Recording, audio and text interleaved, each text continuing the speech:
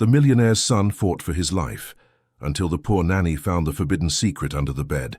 The mansion was too quiet, and the child's eyes seemed to beg for help in silence. Each dose of treatment made him drift further away, until a hidden vial revealed something that should not have existed there. From that moment she knew, either she uncovered the truth, or she would be consumed by the darkness haunting that house. The sun set slowly over Park Lane, as Louisa Miller watched from the bus window, as the skyscrapers reflected the last golden rays of that autumn evening in London. Her eyes, a deep honey brown, carried the weight of someone who had faced more challenges in the last few months than many do in entire years. At 28, the young nurse had left her job at the public hospital in the East End to care for her mother, Constance, when the diagnosis of multiple sclerosis arrived like a whirlwind, tearing down every structure that supported her life. "Next stop, Victoria Coach? Station," announced the metallic voice of the bus's sound system. Louisa adjusted the small suitcase on her lap, where she kept only the essentials for the first few days. 6 months had passed since she had to sell the flat where she lived to cover her mother's treatment costs. Now, with Constance finally settled at her aunt's house in Bristol, it was time to rebuild her own life. The job advertisement had arrived like a blessing. Seeking a nurse with pediatric experience for live-in home care, exceptional salary, fortnightly days off. The offered amount was 3 times what she had earned at the hospital, enough to ensure her mother's ongoing treatment and perhaps start a small financial reserve. When the bus stopped, Louisa got off and immediately felt the contrast between the bustling city centre and this neighbourhood of mansions and luxury condominiums. A light breeze rustled her curly hair, cut to shoulder length, as she checked the address on her phone. She caught a taxi from the station square, and 15 minutes later, she was standing before an impressive wrought-iron gate set into a high stone wall that completely surrounded the property. "The Blackwood Residence," read the discreet plaque, next to the intercom. Louisa took a deep breath, straightened the simple blazer over her white blouse, and pressed the button. "Identification, please," requested an emotionless female voice. "Louisa Miller. I have an interview with Mrs. Beatrice Blackwood." The gate buzzed open, revealing a stone path that snaked through an impeccably manicured garden. The house, or rather, the mansion that rose at the end of the path, looked like something out of an architectural magazine. Modern lines combined with classical elements, large glass windows, and an imposing dark wood front door.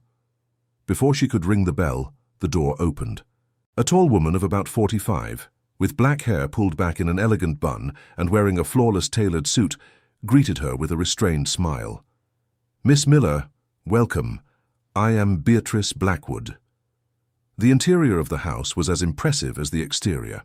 A large entrance hall with a marble floor, a curved staircase leading to the second floor, and works of art that Louisa recognized as being by renowned British artists. But what was most striking was the silence. A dense, almost physical silence, as if the house were holding its breath. "Please follow me to the study to finalize the details," Beatrice said, guiding her down a side corridor. The study was a sophisticated room with floor-to-ceiling bookshelves, a solid wood desk, and windows overlooking a conservatory. Beatrice indicated an armchair for Louisa and sat on the other side of the desk. "Your references are excellent," Beatrice began, flipping through a folder. 5 years of experience in the pediatric ward at St. Jude's Public Hospital, specialization in pediatric intensive care, exactly what we need. "I appreciate the opportunity," Louisa replied. "I'd like to know more about the child I'll be caring for." Beatrice's expression subtly changed, a shadow crossing her face for an instant so brief that Louisa almost thought she had imagined it. "My nephew, Peter. He is 9 years old and has suffered from a severe respiratory condition since he was 5. Chronic asthma complicated by multiple allergies and a compromised immune system." "I understand. And what would my specific responsibilities be?" "Administering medication 6 times a day, at strict times, constant monitoring of vital signs, accompanying him in the limited activities he can perform. Peter is homeschooled, so he doesn't attend school. He is a special child. He requires patience and dedication." As Beatrice detailed the duties, Louisa noticed a picture frame turned face down on the desk. An automatic gesture of curiosity almost made her ask about it, but something in Beatrice's expression held her back. "When can I meet him?" "Right now, if you agree to the terms of the contract." Beatrice pushed a document towards her. Louisa quickly scanned it. Besides the generous salary, there were confidentiality clauses and the requirement to follow the established medical guidelines to the letter, without any alteration. "I have a question," Louisa said. "Who is the doctor responsible for his treatment? I'd like to better understand his clinical situation." "Dr. Franco, a renowned specialist. He visits Peter monthly and leaves all prescriptions and instructions. You will have access to his medical records, of course, but it is crucial that you follow the established protocol without deviation. Peter's condition is delicate." There was something in the way Beatrice chose her words, an almost rehearsed precision that sparked a slight unease in Louisa. But the salary and her urgent need spoke louder. She signed the contract. "Excellent," Beatrice said, with a smile that didn't reach her eyes. "Let's go meet Peter." They climbed the curved staircase to the second floor, walking down a wide corridor decorated with more works of art. Beatrice stopped in front of a white door and knocked softly before opening it. The room was spacious and carefully decorated in light tones, with a large window overlooking the back garden, shielded by light fabric curtains. There was a single canopy bed, a bookshelf with neatly organized books and toys, and a small sofa. In the corner, an air purifier emitted a constant hum. And there, sitting near the window with an open book on his lap, was Peter. A boy of delicate build, with skin as pale as porcelain, light brown hair and eyes of a deep green, almost translucent in the natural light filtering through the window. There was something mesmerizing in his gaze, a mixture of intelligence and sadness that seemed far beyond his 9 years. "Peter, this is Louisa, your new nurse," Beatrice introduced him in a softened tone, different from the firm voice she had used until then. The boy looked up from his book, observing Louisa with a disconcerting intensity, as if he could see right through her. He didn't smile, just nodded slightly. "Hello, Peter," Louisa said, approaching, slowly and crouching to be at his eye level. "I'm very happy to meet you." For a moment, Louisa thought she saw a flicker of curiosity in the boy's eyes, but he quickly looked away, returning his attention to the book. "A History of Britain," Louisa noted, recognizing the cover. "Peter is passionate about history," Beatrice commented. "Despite his limitations, he's an extremely intelligent boy." Louisa noticed a medicine bottle on the bedside table, next to a glass of water. "Is it time for his medicine?" "Yes, at 6 p.m. sharp," Beatrice replied, checking her watch. "I'll leave you to get familiar with the routine. The room next door will be yours. Dinner is at 8 p.m. Peter usually goes to bed at 9 p.m. after his last dose of the day." When Beatrice left, gently closing the door, Louisa felt the weight of the silence again. She looked at Peter, who remained engrossed in his book, or at least pretended to be. "Do you really like history?" she asked, trying to establish a connection. Peter looked up, hesitant. For a moment, Louisa thought he wouldn't answer, but then in a low, slightly hoarse voice of someone who speaks little, he said, "I like to imagine what the world was like before." "Before what?" Louisa asked, intrigued. The boy glanced quickly at the closed door, then back at her. "Before I got sick. Before everything became quiet." Something in the way he said those words made Louisa's heart ache. There was an implicit plea in his gaze, a message she couldn't fully decipher. At that moment, she knew there was more to this house than met the eye. "Well, then let's make a deal," she said, smiling gently. "While I'm taking care of you, I promise we'll find new ways to make some noise. The good kind, of course." A hesitant smile appeared on Peter's face, as brief as a flash of lightning, but it was enough for Louisa to know she had found a small crack in that wall of silence. What she didn't know was how much that simple promise would change not only Peter's life, but also her own in the weeks to come. 2 weeks had passed since Louisa's arrival at the Blackwood mansion. The routine had been established with the precision of a Swiss watch. At 6 a.m. Peter's first medication, at 10 a.m. the second, at 2 p.m. the third, and so on until the last dose at 10 p.m.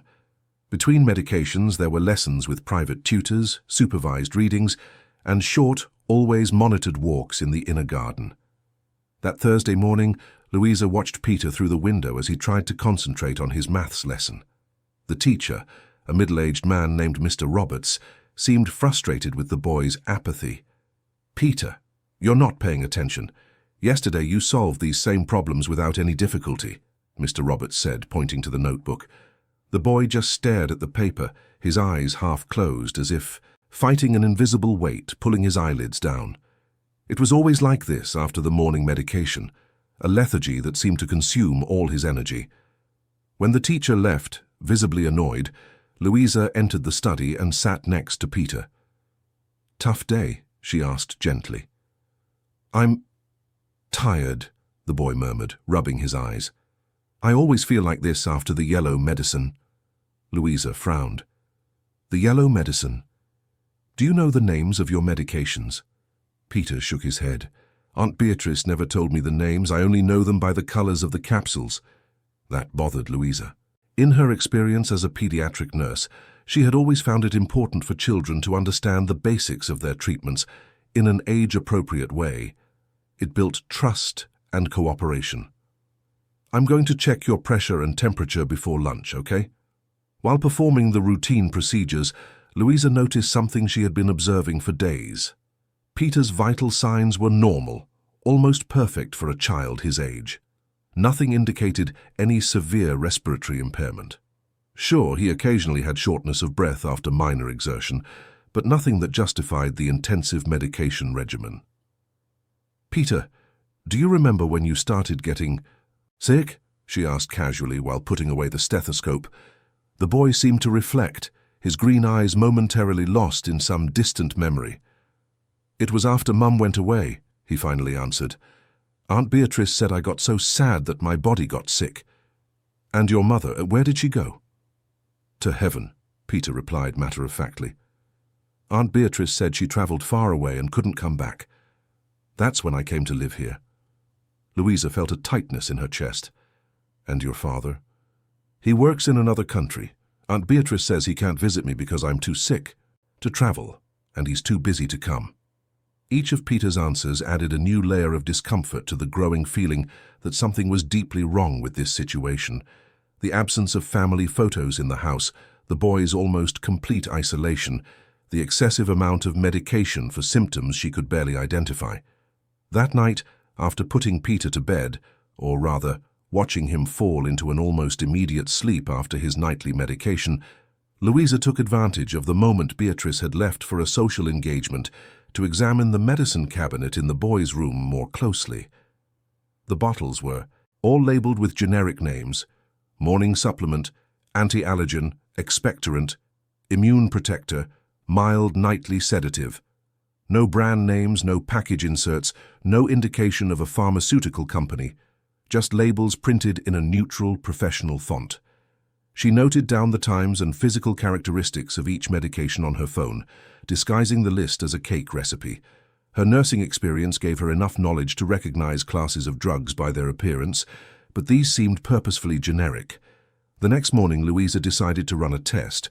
When she administered the morning supplement to Peter, she subtly reduced the dose, diluting part of the capsule's contents in a little more water than usual. The result was almost immediate. In his English lesson 2 hours later, Peter showed a liveliness that surprised even the teacher, Mrs. March, a woman who had been teaching the boy for over a year. "Peter is particularly engaged today," the teacher commented to Louisa at the end of the lesson. "He asked questions, showed curiosity. It's rare to see him like this." Throughout the week, Louisa continued the experiment, minimally reducing the doses, always careful that the change was not visually perceptible. Each day, Peter showed small but significant signs of improvement: more energy, more focus, more interest in the world around him. On a Friday afternoon, while Peter was taking his usual rest after lunch, Louisa took the opportunity to tidy his room. It was then, as she moved the bookshelf to clean behind it, that she noticed a small irregularity in the wall, a piece of the skirting board that seemed slightly misaligned. Curious, she examined it more closely and discovered it was a small camouflaged door the type used for access to electrical installations. She opened it carefully and found a metal box locked with a small padlock. The sound of footsteps in the corridor made her quickly close the hiding spot and reposition the bookshelf. Seconds later, Beatrice entered the room. "How is he?" she asked, looking at the sleeping Peter. "Stable," Louisa replied, keeping her voice calm despite her racing heart. "Resting well after lunch." "Good. I need to go out again tonight. A charity dinner at the London Institute. I trust everything will be under control." "Of course. Any special instructions?" "Just follow the usual protocol," Beatrice replied, looking at her intently for a moment, as if trying to read beyond her words. "Peter is responding well to your care. He seems comfortable with you."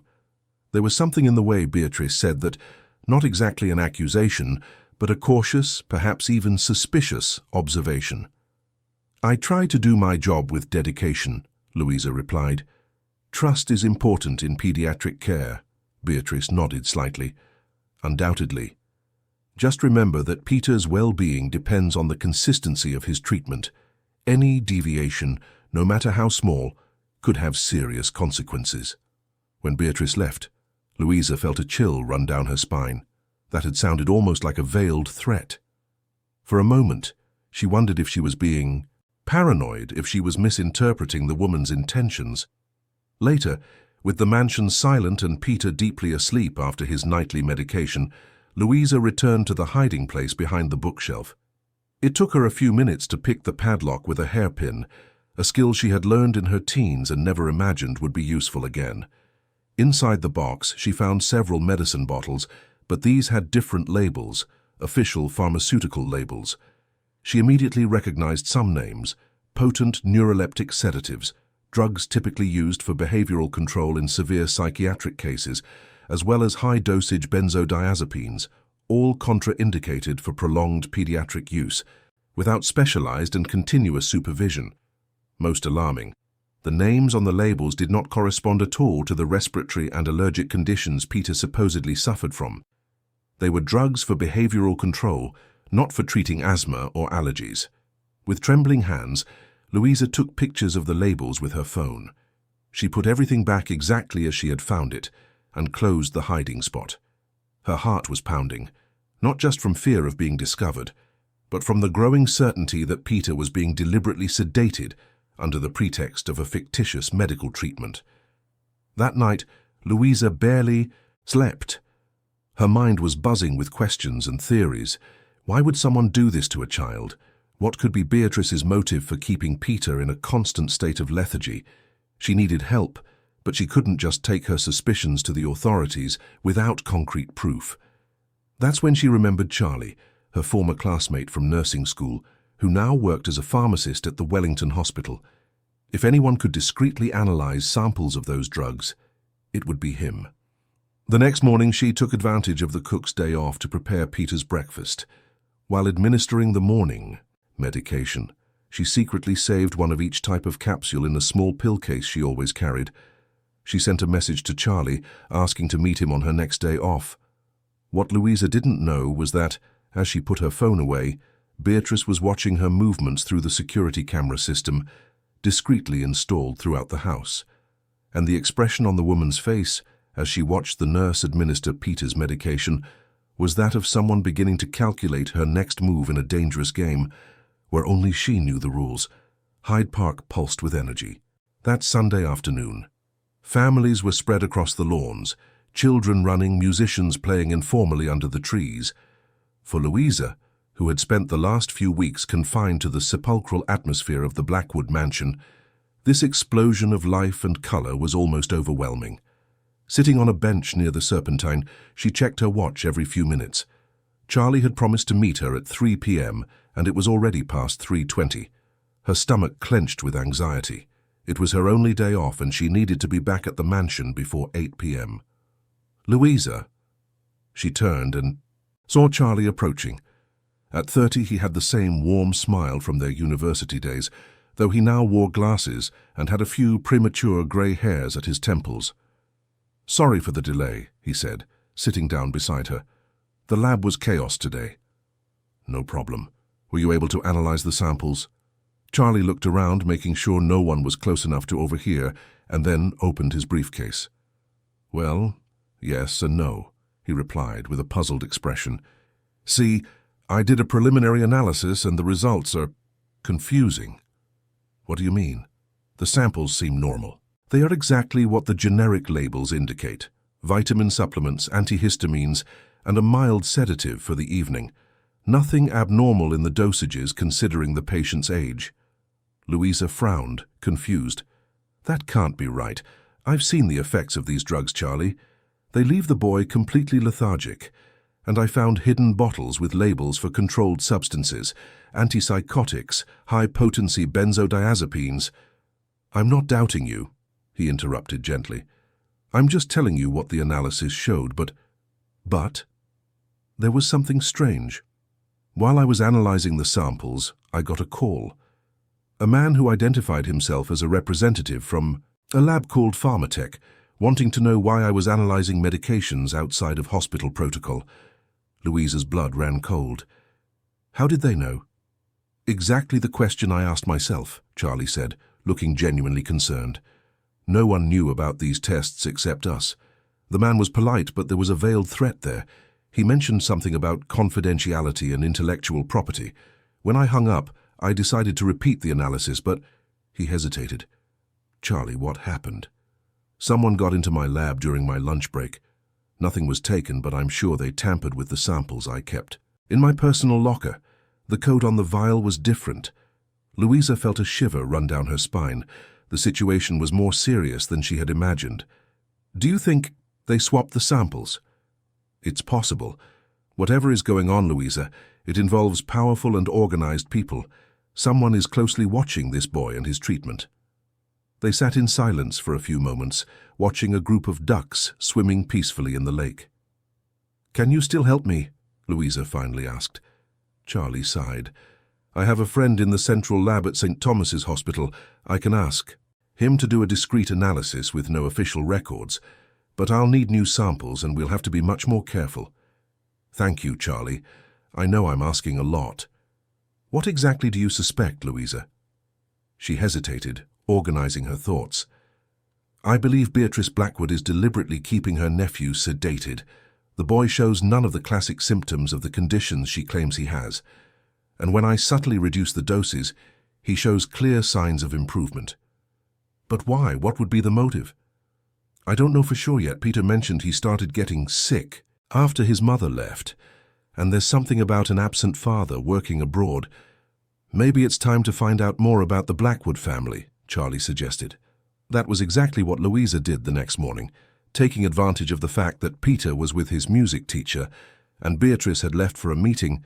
She used the computer in the mansion's small library to research the family. The initial searches revealed superficial information. The Blackwoods were a traditional family in the London real estate business, owners of several high-end commercial and residential properties.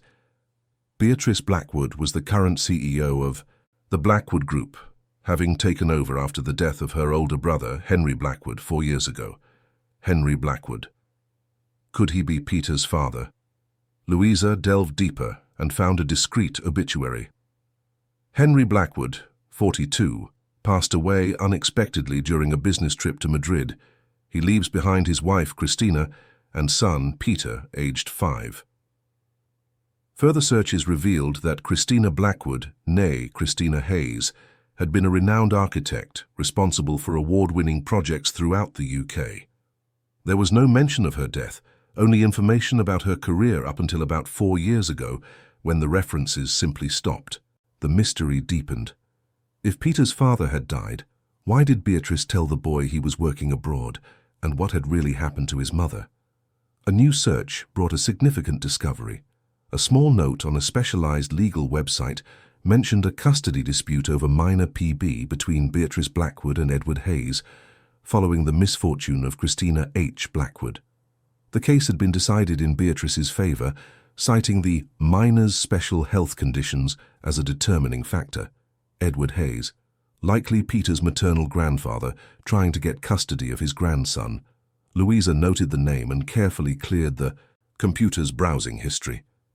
That evening, while reading a story to Peter before bed, a routine they had established in recent weeks, Louisa decided to probe gently. "Peter, did you ever live in another house besides this one?" The boy, already drowsy from the nightly sedative, which Louisa had discreetly reduced, answered in a slurred voice, "Yes. I lived in a blue house, near the sea, with Mum and Dad." "Do you remember that house well?" "I remember the sound of the waves, and my room, it had stars on the ceiling that glowed in the dark. Do you have any pictures from that time?" Peter shook his head, his eyes already nearly closed. "Aunt Beatrice said the pictures would make me sad, that it was better to forget." Louisa felt a pang of anger. Erasing a child's memories of his parents was a cruel form of manipulation. "And do you remember your grandfather, your mother's father?" Peter's eyes opened for a moment. "Grandpa Edward. He used to visit me. He brought me seashells. When was the last time you saw him?" But Peter had already fallen asleep, overcome by the effect of the medication. Louisa tucked the blanket around him and quietly left the room. In the corridor, she nearly collided with Beatrice, who had appeared unexpectedly from the shadows. "It's getting late," the woman said, with a smile that didn't reach her eyes. "Any problem with Peter?" "No, none at all," Louisa replied, maintaining her composure despite the shock.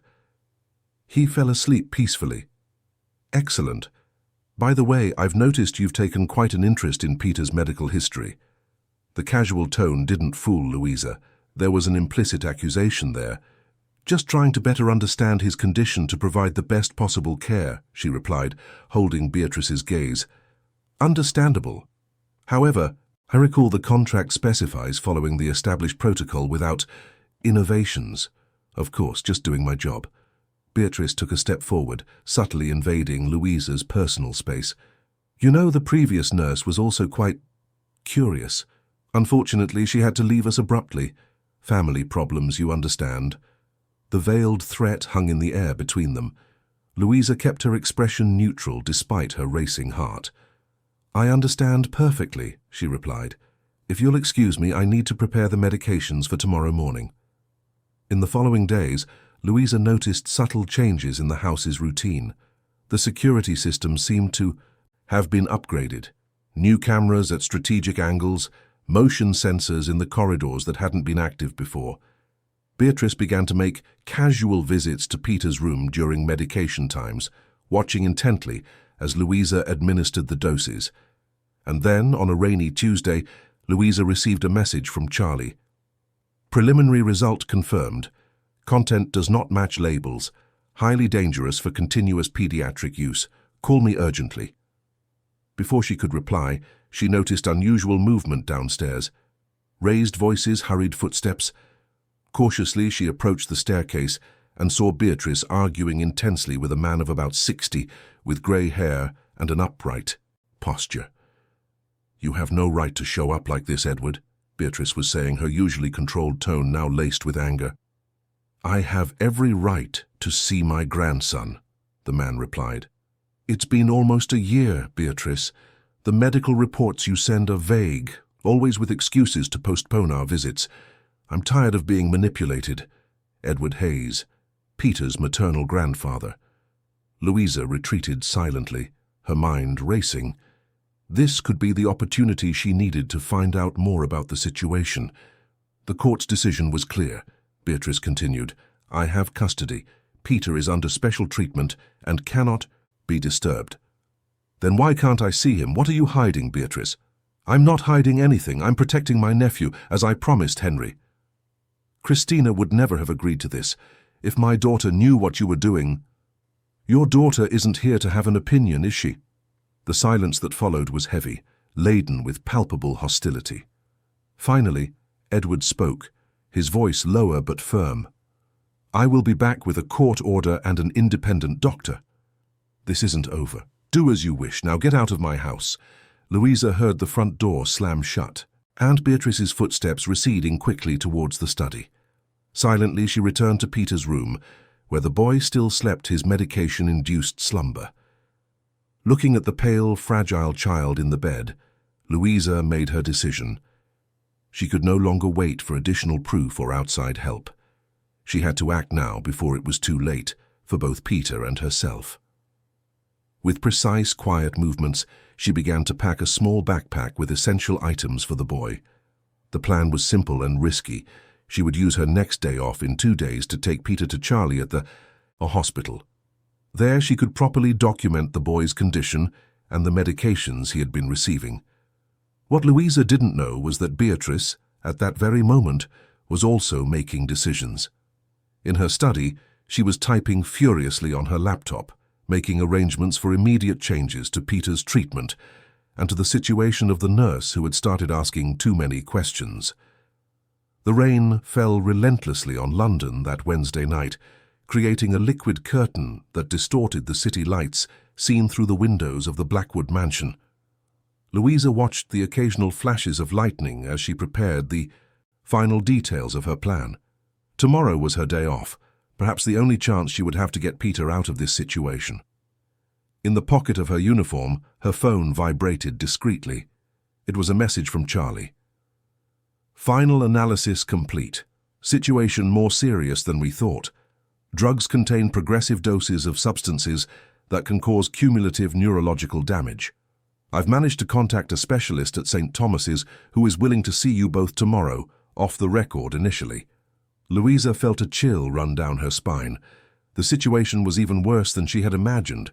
It wasn't just about temporarily sedating Peter. The drugs could be causing permanent damage to his nervous system. Time was running out. Putting her phone away, she went to Peter's room for his 10 p.m. medication. Upon entering, she found Beatrice sitting on the edge of the boy's bed, something that rarely happened at this hour.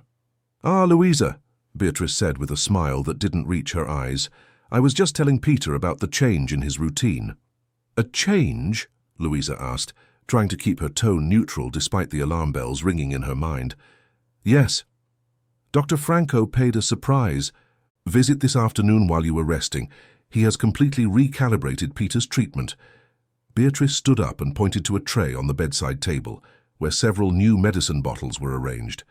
"From tonight, I will be administering the nightly medications myself. The doctor believes that a more personal supervision will be beneficial in this new phase." The look Beatrice gave Louisa contained a clear message. She knew. Somehow she had found out about the reduced doses, about the investigations. "I see," Louisa replied, quickly calculating her options. "Should I help with anything?" "That won't be necessary. In fact, I think you could use an early night. Peter and I have some family matters to discuss before his new treatment begins." Peter, sitting up in bed in his light blue pajamas, looked from one to the other with slightly wide eyes, sensing the tension in the air despite his age. "Aunt Beatrice said we're going on a trip tomorrow, Louisa," he said in a hesitant voice, "to a special clinic in the Cotswolds." Louisa felt her blood run cold. A special clinic meant more isolation, more control, far from any possibility of help or external supervision. "That's wonderful news," she forced herself to say, maintaining a smile. "When are you leaving?" "Right after breakfast," Beatrice replied, her tone falsely cheerful. "And the best part, you'll have a few weeks off, Louisa. The clinic has its own staff, so you can take that holiday you mentioned wanting to visit your mother, on full pay, of course." The message was clear.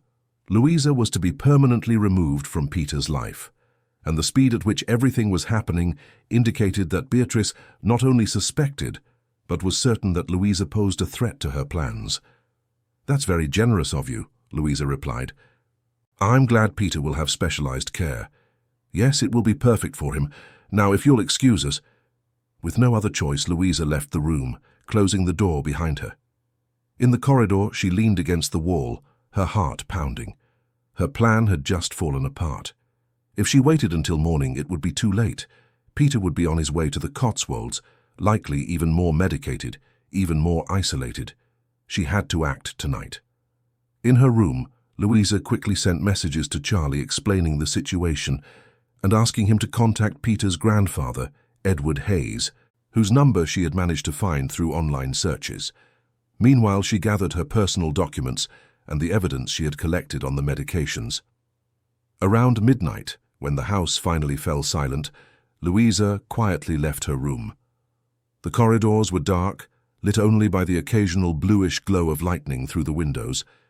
She went to Peter's room, but when she tried to open the door, she found it was locked, something that had never happened before. She tried the handle again, harder this time, but with no success. "Looking for something, Louisa." Beatrice's voice emerged from the shadows, making her spin around. The woman was standing at the end of the corridor, wearing an elegant dark silk robe, a glass of amber liquid in her hand. "I thought I heard Peter coughing," Louisa improvised. "I came to check if he was all right." "Such admirable dedication," Beatrice replied, approaching slowly, "especially considering I had an intercom system installed in the rooms 3 days ago. You would have heard perfectly from your own room if there had been any problem." "Force of habit, I suppose." Beatrice stopped a few feet away, studying Louisa with piercing eyes. "You know, I've always been a good judge of character when hiring staff, especially those who care for Peter. Discreet, efficient people who understand the value of loyalty and silence." "I have been all of those things," Louisa replied, maintaining her calm. "Have you really? Then why did I find this?" Beatrice held up her hand, showing the small pill case where Louisa had stored samples of the medication. "Forgotten under your bed, along with some rather interesting notes about reduced dosages." Louisa's blood ran cold, but she kept her expression neutral. "You're poisoning your own nephew," she said, deciding there was no longer any reason to pretend. "Why? What do you gain by keeping Peter in this state?" A cold smile played on Beatrice's lips. "Poisoning? Such a dramatic term. I prefer to think of it as managing a complex situation." "What situation justifies drugging a child into unconsciousness, destroying his health, his development?" Beatrice took a sip of her drink, regarding Louisa with a calculating gaze. "You're intelligent, Louisa. Figure it out for yourself." "It's about money," Louisa stated. "It always is. Peter inherited something from his parents, didn't he? Something you only control as long as you're his guardian." "Impressive," Beatrice murmured. "Henry always had the Midas touch. Everything my brother touched turned to gold. When he and that pretentious architect died in that accident, they left a fortune to Peter. A fortune that, as his legal guardian, I have a duty to manage, until he turns 18 or is deemed incapable of managing his own affairs." Louisa's stomach churned at the coldness of this revelation. "So that's the plan? Keep Peter sedated, compromise his mental development until he can be declared permanently incapacitated?" "It's more complicated than that," Beatrice replied, swirling the glass lightly. "The Blackwood Group is facing significant financial difficulties. Difficulties that Henry created with his risky investments before he passed. As CEO, I need to solve this problem. Peter's assets are the most elegant solution." "There's nothing elegant about abusing a child," Louisa retorted, her anger finally overcoming her fear. "Peter deserves to live a normal life, to develop, to see the world." "Nobly idealistic," Beatrice smiled. "Unfortunately, the realities of business demand pragmatism. In any case, this conversation has gone on long enough. Tomorrow, Peter will be on his way to the Cotswolds under more aligned medical supervision. As for you, as for me, consider your contract terminated, effective immediately. A driver is already on his way to take you back to the city. Your belongings will be sent later. You can't just throw me out in the middle of the night during a storm." "I can and I will, unless of course you'd prefer a less amicable solution. I have enough connections to ensure you never work in healthcare in London again, perhaps not even in the UK." The two women stared at each other in silence for a few moments, the tension palpable in the air. "Can I at least say goodbye to Peter in the morning?" Louisa asked, knowing she needed to buy time. "Impossible. He will be unwell. The new medications are quite potent." Beatrice consulted her wristwatch. "The driver will be here in 20 minutes. I suggest you gather your essentials." At that moment, the sound of the doorbell echoed through the house, surprising them both. "Who could that be at this hour?" Beatrice muttered, visibly annoyed. The doorbell rang again, more insistent this time. "Don't move," Beatrice ordered Louisa, before heading towards the stairs. As soon as Beatrice was downstairs, Louisa ran to Peter's room. The door was locked, but she remembered seeing a master key in Beatrice's study drawer during one of her cleanings. She quickly made her way to the study at the end of the hall. From the main hall, Louisa could hear raised voices. She recognized Edward Hayes's, Peter's grandfather, accompanied by another male voice mentioning something about a representative from social services and an anonymous tip-off. In the study, Louisa found the master key exactly where she remembered. She grabbed it and ran back to Peter's room. The lock yielded with a soft click. Peter was in bed, unconscious but breathing regularly. Beside him on the bedside table, the new medicine bottles were lined up along with a used syringe. Beatrice had injected something, Louisa realized with horror. "Peter," she called softly, touching his face. "Peter, wake up." The boy didn't respond, completely sedated. Louisa checked his vital signs, stable, but his breathing was slower than normal. There was no time to lose. She wrapped him in a blanket and lifted him into her arms. He was so light, so fragile. She went out into the corridor carrying Peter and headed for the back stairs, avoiding the confrontation happening at the main entrance. The rain was still pouring down. As Louisa stepped out through the kitchen door, protecting the boy as best she could, while she crossed the garden towards the side gate. She was almost at the gate when the external lights suddenly switched on, illuminating the garden as if it were day. "Stop! Right there!" Beatrice's voice cut through the air like a blade. Louisa turned to see the woman standing at the kitchen door, her face contorted with fury. Behind her, Edward Hayes and a man in a suit appeared, their expressions shocked as they saw Louisa carrying an unconscious Peter. "My God, what's happened to my grandson?" Edward exclaimed, running towards them. "She's kidnapping him," Beatrice accused. "Call the police." "No," Louisa shouted. "Peter is completely sedated. She's been drugging him for months. I have proof, analysis of the medications." The man in the suit, who identified himself as a social worker, approached cautiously, observing the boy's condition. "He needs immediate medical attention," he stated, feeling Peter's pulse. "I'm calling an ambulance." "This is absurd," Beatrice protested. "He's just sleeping. Peter has a medical condition that requires nightly sedation." "Then you won't mind showing us the official medical prescriptions for these medications," the social worker replied firmly. The standoff was broken by the sound of approaching sirens. Someone, probably Charlie, Louisa thought, had alerted not only Peter's grandfather, but also the authorities. As the red and blue lights flashed at the mansion gate, Edward approached Louisa, holding out his arms. "Please let me hold my grandson," he begged, tears in his eyes. Louisa carefully transferred the boy into his grandfather's arms, who hugged him tenderly. "He's going to be okay," Louisa assured him. "But we need to get him to the hospital immediately for detoxification." The look Edward gave Beatrice was filled with a contained fury, a silent promise that the truth would come out no matter the cost. The Blackwood matriarch, for the first time since Louisa had met her, looked genuinely frightened, her facade of control finally crumbling in the face of a reality she could no longer manipulate. The Wellington Hospital maintained a respectful quiet even during the day, but in the early hours of that morning, the silence seemed to wrap the pediatric wing corridor like a protective cloak.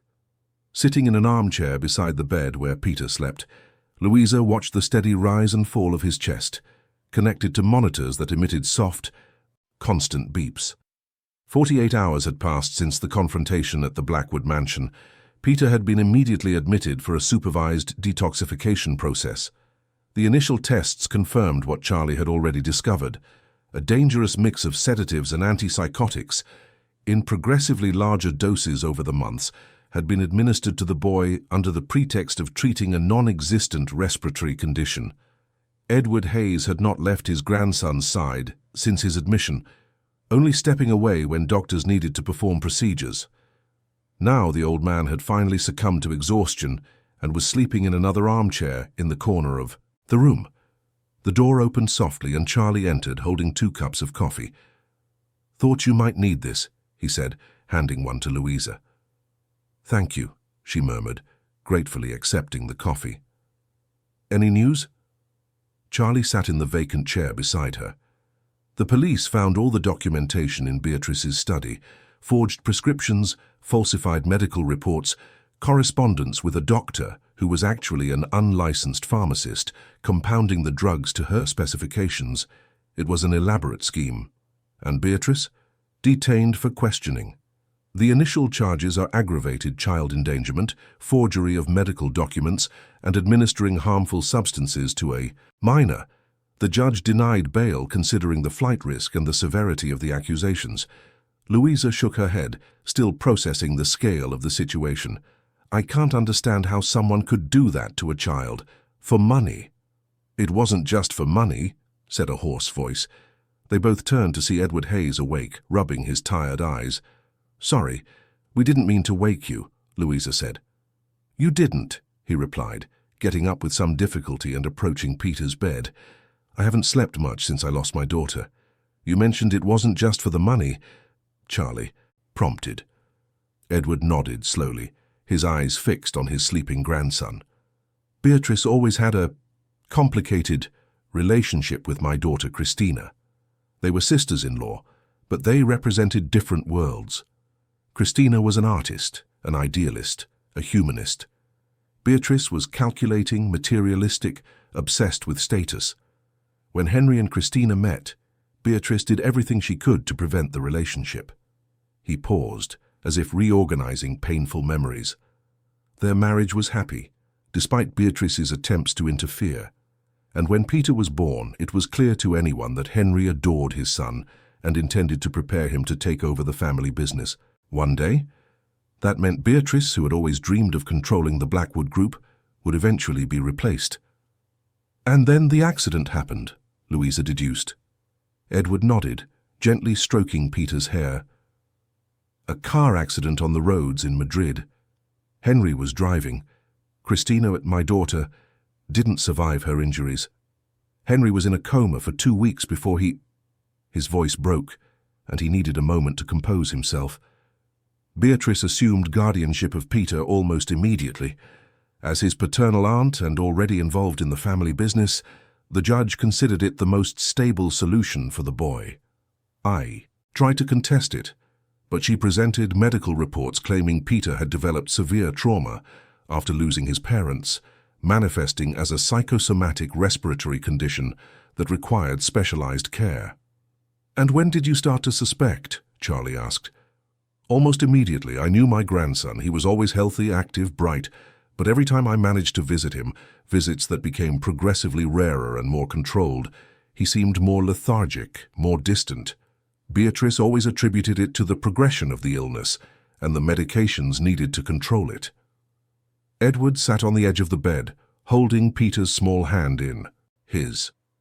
"I hired investigators, tried to get a second medical opinion, but Beatrice legally blocked every attempt, using the custody ruling to her advantage. That's when I realized I needed someone inside the house, someone with medical knowledge who could see what was really happening." Louisa's eyes widened. "So the job advertisement wasn't my doing, if that's what you're thinking," Edward clarified. "But when I learned Beatrice was hiring a new nurse, I saw an opportunity. I asked a contact at the hospital to keep an eye on who accepted the position. When we learned it was you, I tried to make discreet contact, but gave up for fear of putting you in danger. And then Charlie called you." "Exactly. That's when I realized you had already figured it all out on your own." At that moment, a small movement in the bed drew everyone's attention. Peter had opened his eyes, blinking slowly, adjusting to the soft light of the room. His gaze, once always clouded by the effects of the medication, now showed a clarity Louisa had never seen. "Grandpa," he murmured, his voice small and hoarse. "I'm here, my boy," Edward replied, leaning in to kiss his grandson's forehead, tears streaming freely down his wrinkled face. Peter's eyes moved around the room until they found Louisa. A small smile appeared on his lips. "You saved me," he said, reaching a hand towards her. Louisa moved closer, taking his hand gently. "You saved yourself, Peter. Your inner strength never went out, despite everything they tried to do." The boy looked around, taking in the hospital environment with curiosity. "Where's Aunt Beatrice?" he asked, a shadow of apprehension crossing his face. "She can't hurt you anymore," Edward assured him. "You're safe now." Peter nodded slowly, seeming to process the information. Then his gaze turned back to Louisa. "Will you stay with me?" he asked, with a vulnerability that clutched at her heart. Before Louisa could answer, the room door opened and a nurse entered accompanied by a doctor and a man Louisa didn't know. "Ah, I see our patient is awake," the doctor said, approaching to examine Peter. "How are you feeling, young man?" "Different," Peter replied, after a moment of thought. Like a fog has lifted from my head." The doctor smiled, checking the vital signs on the monitors. "That's exactly what's happened. Your body is getting rid of substances that shouldn't be there. It will take a few days until you're completely clear, but you're already on the right path."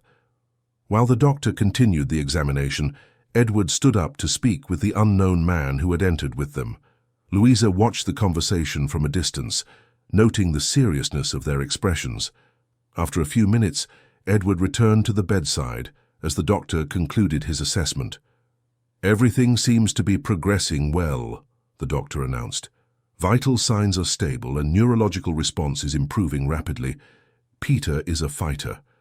When the doctor and nurse left, Edward introduced the man who had remained in the room. "Louisa, this is Raphael Hayes, my youngest son, Peter's uncle."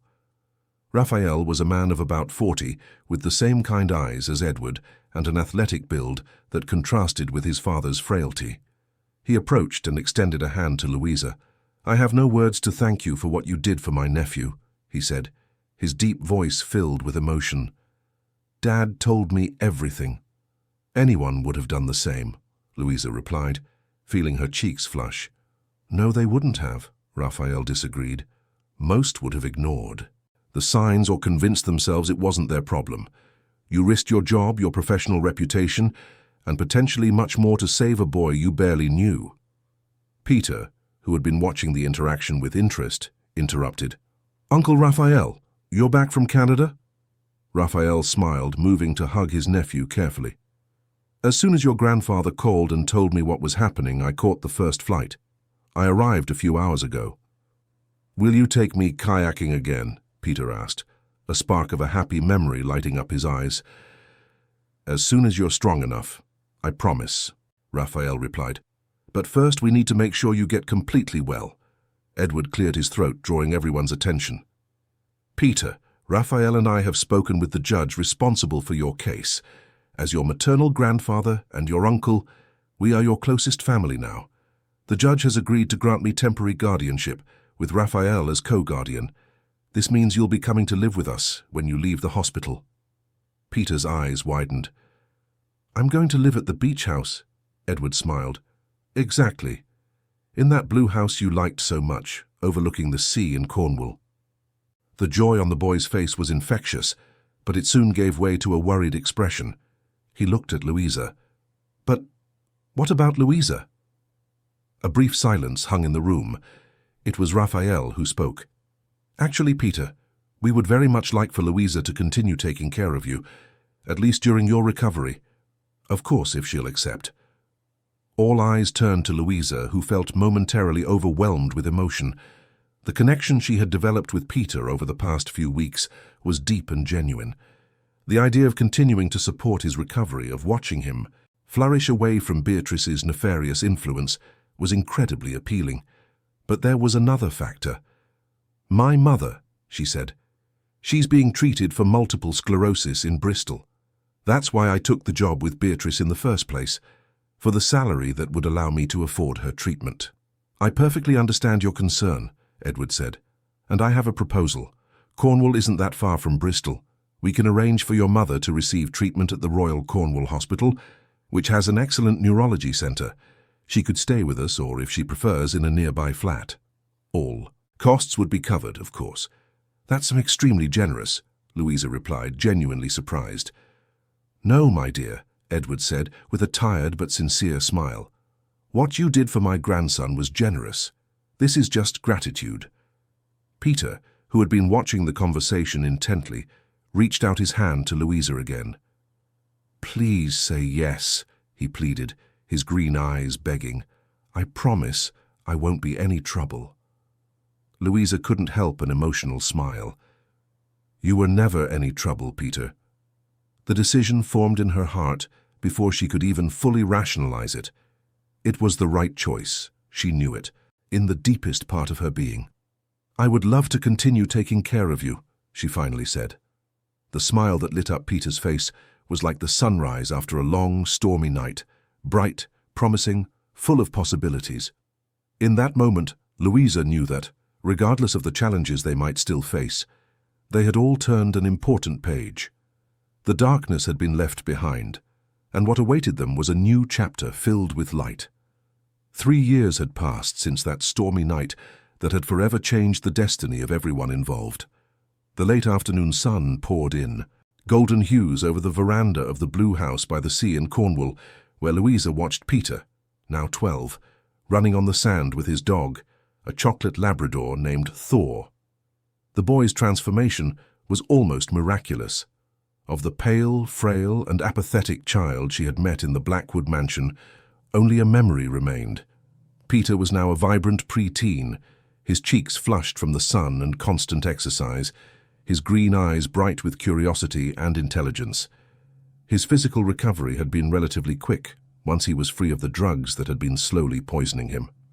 The emotional recovery had taken longer, with therapy sessions that continued to this day, helping him process the trauma and rebuild his trust. Thinking about how much he's changed, Raphael's voice pulled her from her reverie.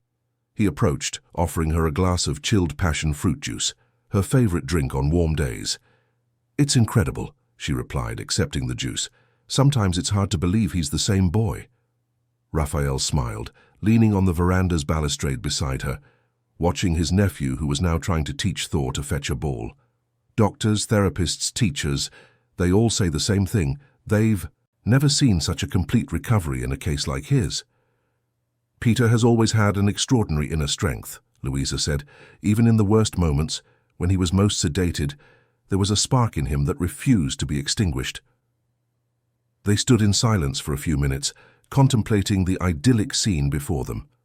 The relationship between Louisa and Raphael had evolved gradually over the years, starting with mutual respect for Peter's well-being, transforming into friendship during the long hours of vigil at the hospital, and finally blossoming into something deeper.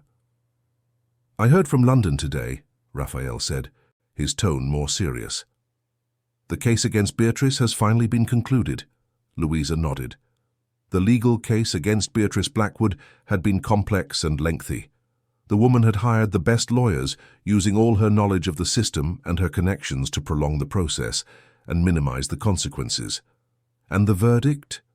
Guilty on all charges, 5 years in prison, plus 3 years of probation and compensation for moral and material damages to Peter. She's also permanently barred from holding any administrative or guardianship role related to minors.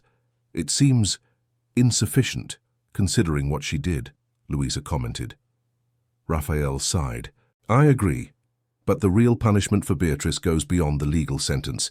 She lost everything, control of the Blackwood Group, her social reputation, her status. The company is now under judicial administration until Peter comes of age, with a management board supervised by the court." Louisa took a sip of her juice, reflecting. She had never wanted revenge, only justice, and above all, safety for Peter. With Beatrice now definitively out of his life, that goal was finally secured. "How did Peter react to the news?" she asked. "With surprising maturity, as always," Raphael replied, a tone of pride evident in his voice. "He said he hopes his aunt finds peace and genuine remorse during her time in prison. Then he asked if we could adopt another dog to keep Thor company." They both laughed, recognizing Peter's extraordinary ability to process difficult events and move forward with optimism. "And how is Constance doing today?" Raphael asked, referring to Louisa's mother. "Getting better every day. The new treatment at the Royal Cornwall Hospital is working wonders. The doctors are optimistic she'll be able to reduce her medication in the coming months." "I'm glad to hear that. Is she staying for dinner?" "Absolutely. In fact, she's in the kitchen right now, teaching poor Josefa how to make a lemon drizzle cake the right way," Louisa replied, referring to the house cook with an affectionate smile. Her mother's integration into their new life had been smoother than Louisa had initially expected. Constance had easily adapted to the routine of the seaside house, forming a special bond with Peter, whom she treated like a grandson, and with Edward, with whom she shared a love for gardening and old songs. On the beach, Peter was now running towards the house, Thor at his heels, a radiant smile lighting up his face. "Louisa, Uncle Raphael, Grandpa's here. I saw his car turning onto the street." Edward, at 68, remained active and involved in his grandson's life, dividing his time between the house in Cornwall and his flat in London, where he still supervised his law firm, now mostly run by younger partners. "And you have a surprise waiting for you inside too," Raphael added, winking at Peter. The boy's eyes lit up. "It's here already." "Arrived an hour ago. It's in your room." Peter shot inside the house, leaving Thor barking excitedly at the bottom of the steps leading to the veranda.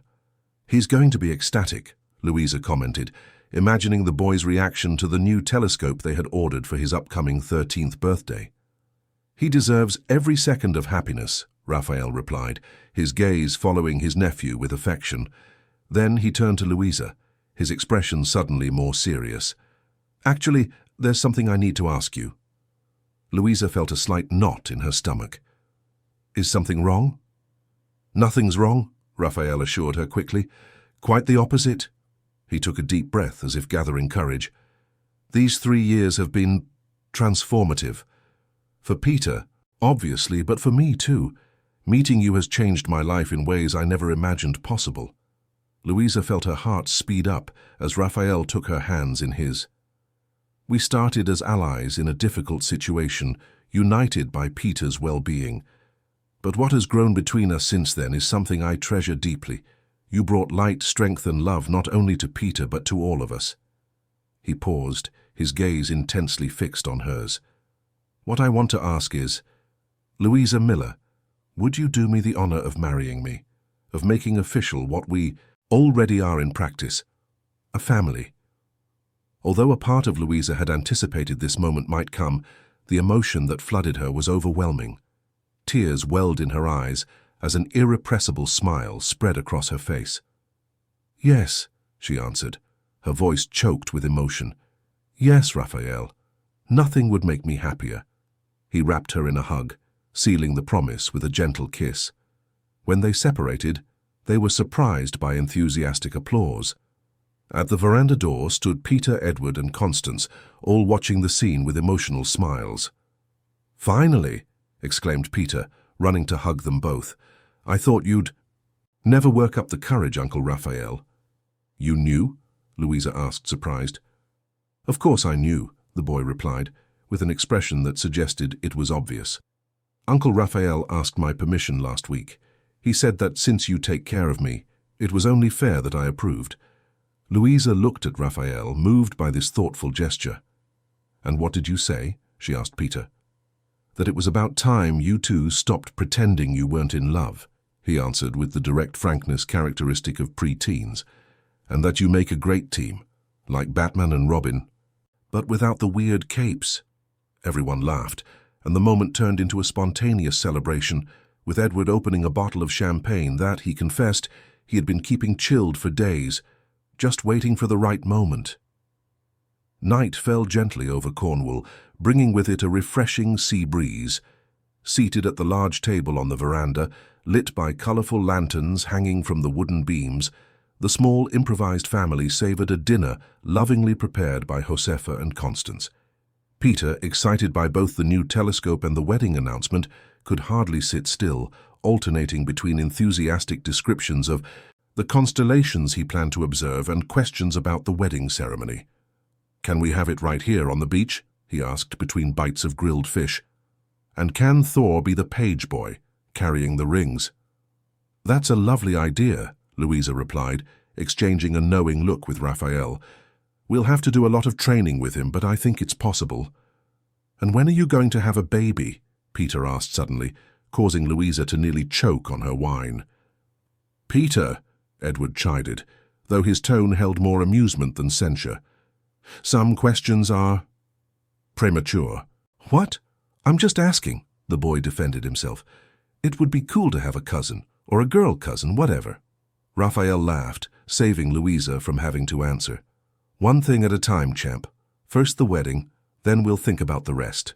"But you're old," Peter insisted with the brutal honesty of youth. "You can't wait too long." This time it was Constance who intervened, offering Peter more salad. "When the time is right, it will happen," she said, with the serene wisdom that characterized her. "For now, let's celebrate the love that already exists in this family." After dinner, while Edward and Constance chatted quietly in the living room, and Peter tested his new telescope in the farthest part of the garden under Josefa's watchful eye, Louisa and Raphael walked along the beach. The full moon cast a silver path across the calm sea, and the only sound was the gentle murmur of waves breaking on the sand. "Are you happy?" Raphael asked, intertwining his fingers with Louisa's. "More than I ever thought possible," she answered sincerely. "When I accepted that job at the Blackwood mansion, I was desperate, just trying to survive and take care of my mother. I never imagined I would find all of this. Fate works in strange ways," Raphael reflected. "Something as terrible as what Beatrice did ended up in some twisted way bringing us together." "It wasn't the suffering that united us," Louisa corrected gently. "It was our reaction to it, the choice to defend someone who needed protection, to fight for what was right, even when it seemed impossible." Raphael stopped, turning to face her in the moonlight. "You changed all of us, Louisa. You gave Peter back his childhood. You brought peace to my father, who had lost hope of seeing his grandson grow up healthy, and you showed me a kind of strength and compassion I didn't even know existed." "I didn't do anything alone," she replied, moved. "Each of us played our part. And Peter, that boy is extraordinary. He survived the unimaginable and still maintains the capacity to love, to trust, to see the world with optimism. He is the real inspiration." As if summoned by her words, Peter's excited voice reached them from the direction of the house. "Uncle Raphael, Louisa, come quick, you can see Jupiter perfectly." They smiled at each other, sharing the simple joy of that moment. "We should go see Jupiter," Raphael suggested. "Yes," Louisa agreed, "and all the other wonders yet to come." Hand in hand, they walked back to the house, not the imposing, cold Blackwood mansion, but a true home, where voices were free, laughter was abundant, and silence, when it existed, was one of peace, not oppression. In the garden, Peter waited for them eagerly beside the telescope.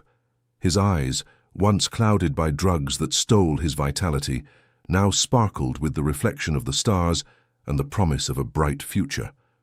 "Look," he exclaimed, adjusting the telescope for Louisa. "Isn't it the most amazing thing you've ever seen?" As she leaned in to observe the gas giant and its moons, Louisa thought that yes, it was indeed amazing. Not just the distant planet, but the entire journey that had brought them here. A journey that had begun in darkness, but, thanks to courage, love, and persistence, had led them into the light. "Next year," Peter was saying excitedly, "we're all going to the Royal Observatory in Greenwich. My science teacher said you can see whole galaxies from there." "It's a promise," Raphael replied, putting an arm around his nephew's shoulders. Louisa watched the two of them, the man who would become her husband and the boy she already considered a son, and felt a deep certainty settle in her heart. The scars of the past would never completely disappear, but they had transformed into marks of a battle won, reminders of the strength they had all discovered within themselves. And there, under the starry sky of the Cornish coast, surrounded by the family that fate had so unexpectedly gifted her, Louisa Miller knew that this was just the first page of a new chapter, a chapter of healing, of hope, and, above all, of true love. End of story. Dear listeners, we hope the story of Louisa and Peter has touched your hearts. Behind every neglected child, there is always the possibility of a second chance when courageous people decide to make a difference. If this narrative stirred emotions in you, don't keep it to yourself. Leave a like, share it with someone who needs to hear this message of hope, and, of course, Subscribe to our channel for more stories that explore the depths of the human soul. Next week, we'll bring you a new and exciting journey that will make you reflect on the power of the choices we make every day. Until then, let us know in the comments, what would you do if you were in Louisa's place? Your opinion is vital to us.